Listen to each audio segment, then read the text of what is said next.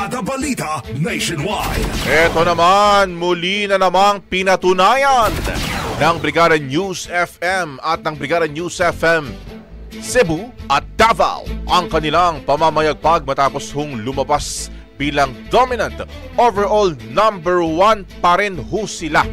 Yan po'y sa pinakauling survey ng Kantar Media. Sa kabuuan, nakuha ng pinakamataas na 39% ang Brigada News FM Cebu, habang 32% naman sa Davao sa overall share. Ito nga karangalang ito ay patunay ng dedikasyon ng buong Brigada News FM at ng Brigada Group para makapaghatid ng dekalidad at totoong balita at serbisyo para sa inyo mga kabrigada. Kaya naman, maraming salamat po sa inyong patuloy na pagsuporta. Brigada Balita sa Umaga. Ang bahaging ito ay hatid sa atin ng PowerCell Soya Coffee. Masarap araw-arawin.